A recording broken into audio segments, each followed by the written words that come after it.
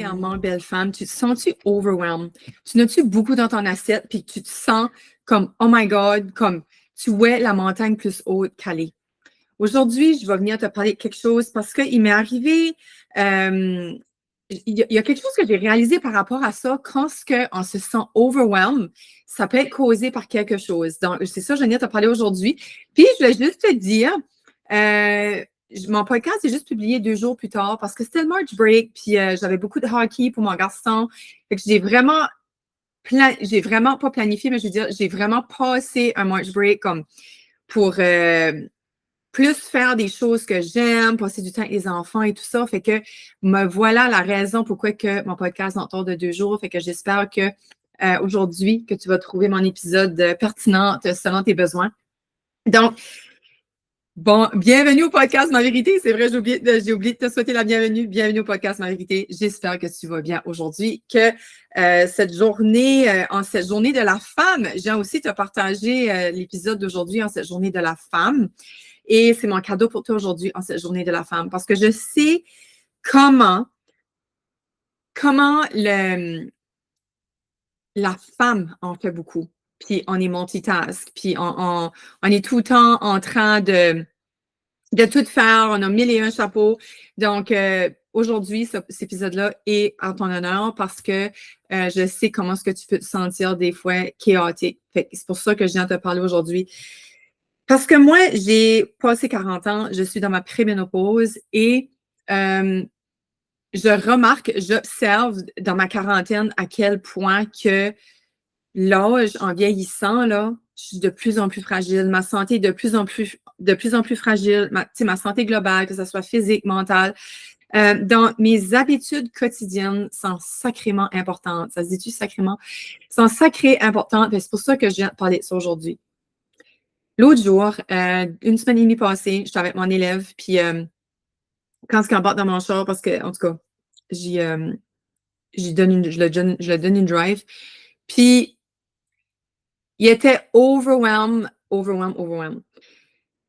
Puis quand on est arrivé pour travailler ensemble, j'ai pas fait de session de tutorat avec lui. On a réaligné ses priorités. On a fait une session au moins d'1 heure, 1 heure de réalignement et d'organisation et après ça, 1 heure de tutorat. Mais il a fallu que je le remette, tu sais, comme à l'ordre, là, tu sais, que je le remette dans ces choses qui se sentent, moi, overwhelmed. Puis quelque chose que j'observe, je sais pas si toi, quand est-ce qu'on se sent overwhelmed, excusez.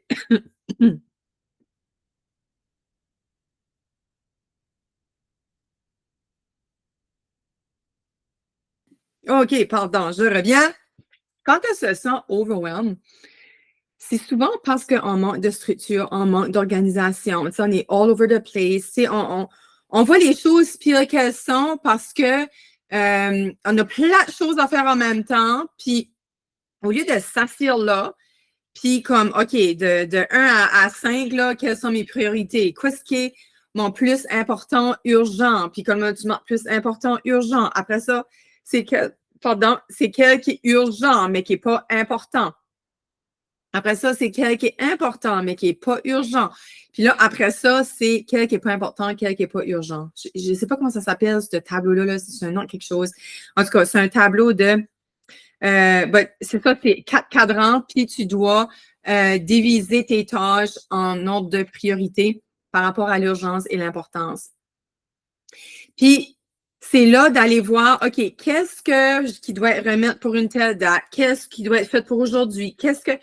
Puis là, quand tu déposes ça sur une feuille, c'est comme, ah, là, je vois plus clair. Mais quand ça reste dans ta tête, c'est all over the place, c'est normal parce que c'est dans ta tête. C'est pareil comme, dernièrement, je lis beaucoup des choses sur nos habitudes quotidiennes, OK? Puis là, au niveau de la gestion émotionnelle, il disait que, je trouvais ça vraiment bon parce que je l'ai lu récemment, c'est pas aujourd'hui ou hier, puis je l'avais lu quelques mois passés, c'est de déposer, comme faire ça à ton enfant aussi, prendre un 10-15 minutes, puis il dépose ses émotions dans un journal. Puis il disait qu'après tant de temps, après 1 an ou 2, quand ce que l'enfant fait ça, ça devient, au niveau de sa gestion émotionnelle, il est beaucoup plus intelligent au niveau émotionnel. Puis, tu sais, il se rend compte que je vis une émotion, c'est pas la fin du monde, je vais pas mourir. Tu sais, comme il dédramatise son émotion, il sait plus comment gérer son émotion juste en les déposant sur une feuille de papier. Puis, il parle pour les enfants, mais moi, je trouve que c'est bon pour nous autres aussi, les adultes, de faire ça, déposer nos émotions parce que quand on fait ça, on leur donne de l'importance à nos émotions. Puis, tu sais, la Christie de psychologie positive, là, je n'avais déjà parlé à un moment donné dans mes stories, c'est tellement de la bullshit parce que c'est correct d'être de mauvaise humeur, c'est correct de brailler, c'est correct de vivre une colère. C'est juste qu'est-ce que tu fais avec. Est-ce que tu la laisses perdurer dans le temps ou tu t'autorises de la vivre quelques minutes, max 1 heure, puis après ça, on passe à autre chose. Fait que je trouve que cet exercice-là te permet ça de vivre l'émotion parce que lorsqu'elle est là, c'est parce qu'elle a lieu d'être. Elle n'est pas à être tassée, elle n'est pas à être évitée, elle a lieu d'être. Puis quand ce que j'ai vu mon élève, tout dans l'émotion, puis il était overwhelmed, à un moment donné, j'ai dit, broye, comme, tu sais, je voyais, là, comme, c'était sur le bord de pleurer, j'ai dit, broye, c'est correct de broyer, comme, I'm with you, comme je suis pas ici pour te juger, vide-toi l'émotion qui est là, tu sais, laisse aller ça, puis tu vas voir, ça va être mieux après, tu sais. Puis c'était mieux après, parce que là, il a vu que il y avait juste à un endroit là, qui stressait plus finalement que tout au complet. Après ça, j'ai parlé avec sa mère, puis elle m'a dit qu'elle avait gamé pendant 4 jours. OK? Fait que là, la raison aussi pourquoi est-ce que je te dis ça, c'est que probablement cet enfant-là, s'il n'avait pas gamé pendant 4 jours, il n'aurait pas été overwhelmed cette journée-là. Garantie.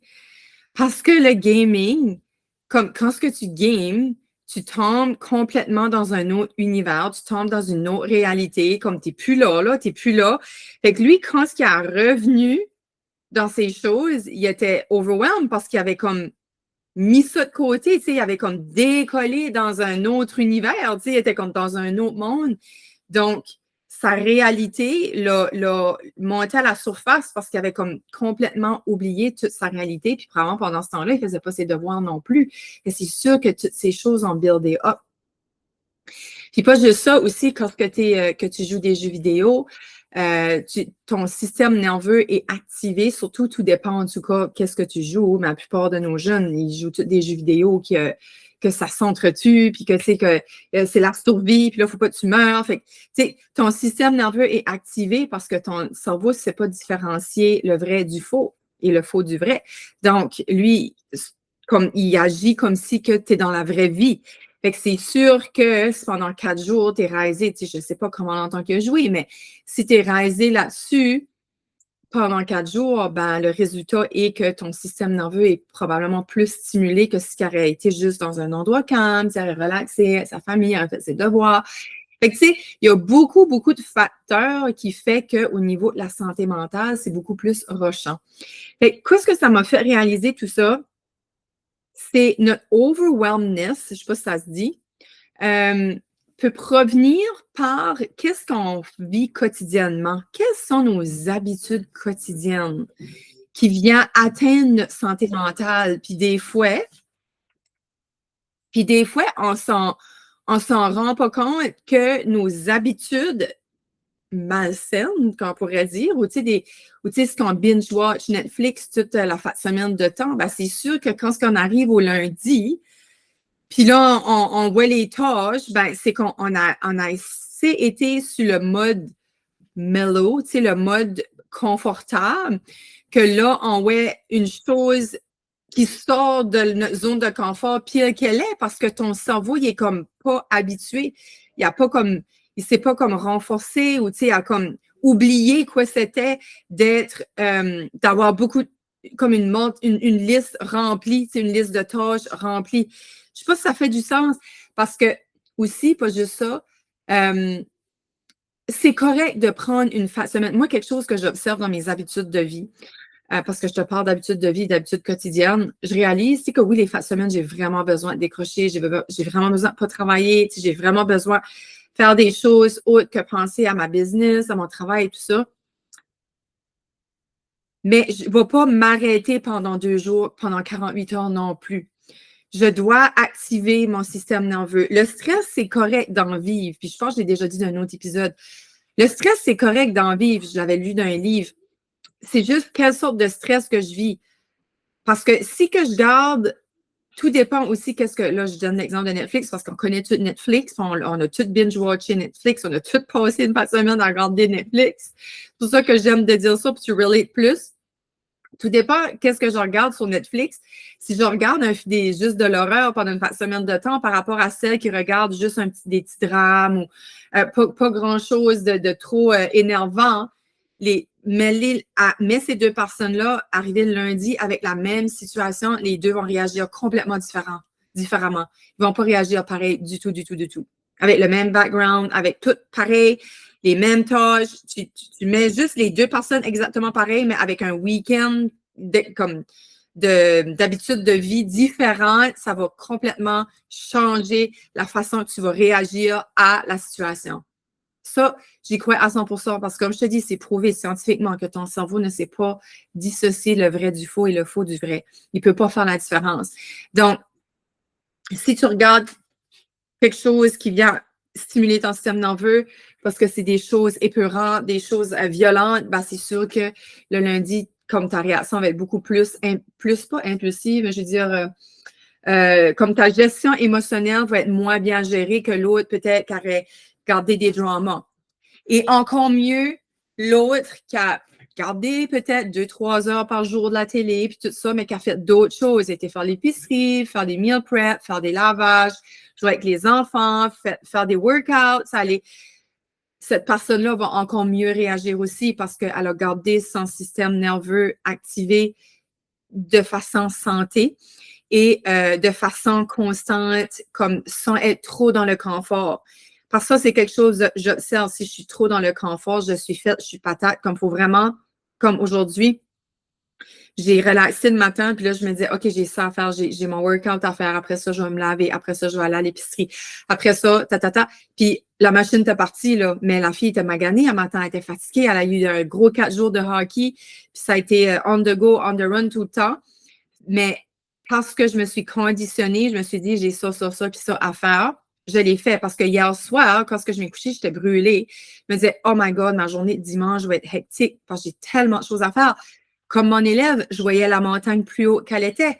Et lorsque je suis arrivée aujourd'hui, reposée, j'avais eu une bonne nuit de sommeil, puis j'ai commencé à faire mes tâches tranquillement. J'ai pu gérer mon flow, j'ai pu gérer mon chaos que j'avais prévu dans la journée. Je dis chaos en guillemets, mes tâches. Je vais dire mes tâches, mais hier soir, c'est un chaos pour moi aujourd'hui. C'est qu'est-ce que tu fais quotidiennement qui va t'aider à mieux gérer ton overwhelmness, que tu n'auras pas besoin de te sentir overwhelmed. Donc, c'est quoi ce que tu fais dans ta journée? Pas juste une fois de temps en temps, c'est vraiment ça que j'observe les femmes, c'est vraiment quoi ce que je fais quotidiennement qui fait que je suis moins overwhelmed. Je me sens pas overwhelmed comme autant que je l'étais avant parce que je prends soin de bouger à tous les jours. Je prends soin de faire quelque chose, de ne pas rester inactive comme sur couch potato, une journée de temps. Comme moi, ça me nuit tellement à ma productivité, ça me nuit tellement à ma santé mentale.